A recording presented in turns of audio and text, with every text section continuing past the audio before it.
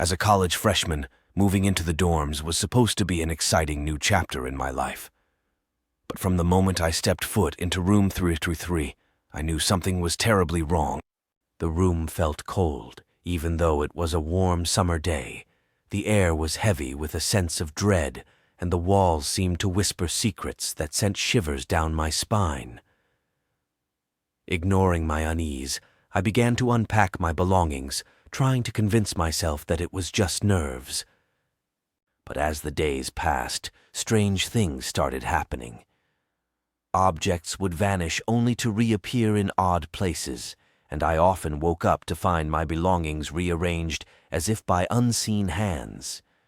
At night, I would hear footsteps echoing in the empty corridors outside my door, accompanied by whispers that seemed to come from the walls themselves. I tried to brush off these occurrences as mere coincidences, but deep down, I knew that something sinister was at play. Desperate for answers, I began to research the history of the dormitory, hoping to uncover any clues about the mysterious happenings in room 333. What I discovered chilled me to the bone. Decades earlier, room 333 had been the site of a tragic incident involving a student who had taken their own life under mysterious circumstances. Rumors swirled about the room being cursed, haunted by the restless spirit of the deceased. Determined to confront whatever malevolent force was lurking in my dorm room, I enlisted the help of my skeptical roommate Sarah. Together, we attempted to communicate with the spirit using an old Ouija board borrowed from a friend. At first, nothing happened. But as we persisted, the planchette began to move of its own accord, spelling out cryptic messages that filled us with a sense of dread.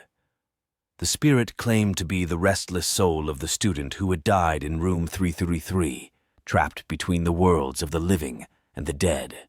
Terrified, we asked the spirit how we could help it find peace. The response was chilling, a demand for a blood sacrifice to appease its thirst for vengeance against those who had wronged it in life.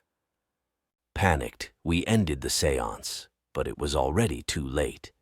The atmosphere in the room had grown thick with malevolence, and we could feel the spirit's presence looming over us like a dark shadow.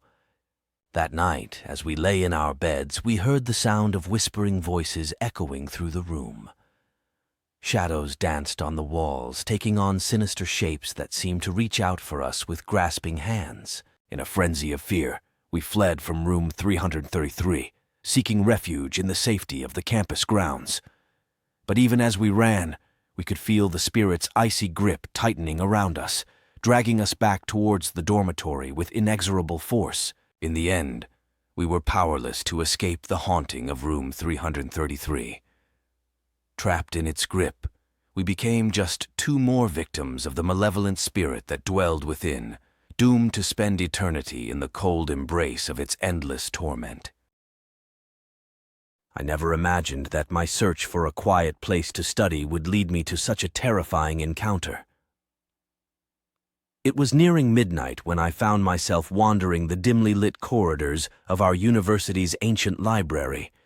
The building, with its Gothic architecture and eerie atmosphere, seemed like the perfect spot to delve into my research undisturbed. As I made my way deeper into the library's labyrinthine stacks, the silence became almost suffocating. Each creak of the floorboards echoed ominously in the stillness, and the only sound was the soft rustle of pages as I flipped through dusty tomes. The air felt heavy, as if laden with secrets from centuries past. Lost in my studies, I barely noticed the subtle shift in the atmosphere. It started with a faint whispering, like the distant murmur of voices carried on the wind. I dismissed it as my imagination, chalking it up to fatigue and the eerie ambiance of the library at night. But then I saw it, a shadow lurking in the corner of my vision. At first, I thought it was simply a trick of the light, a play of shadows cast by the flickering lanterns. But as I turned to look, the shadow seemed to solidify, taking on a sinister shape that sent shivers down my spine. It was a figure, tall and looming, with elongated limbs that seemed to stretch and contort in unnatural ways. Its eyes, if it had any, glinted with a malevolent gleam as it watched me from the darkness. Panic seized me as I stumbled backward, knocking over a stack of books with a loud crash. The shadowy figure advanced, its movements fluid yet somehow disjointed, like a marionette pulled by unseen strings. I turned and fled, my heart pounding in my chest as I raced through the maze-like corridors of the library. Behind me, I could hear the sound of footsteps echoing ominously, drawing closer with each passing moment. I reached the main reading room and slammed the heavy oak door behind me, panting heavily as I leaned against it, trying to catch my breath.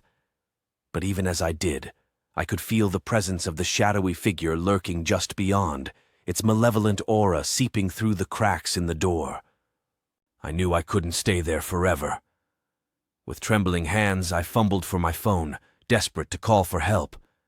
But when I glanced at the screen, I felt a cold chill run down my spine.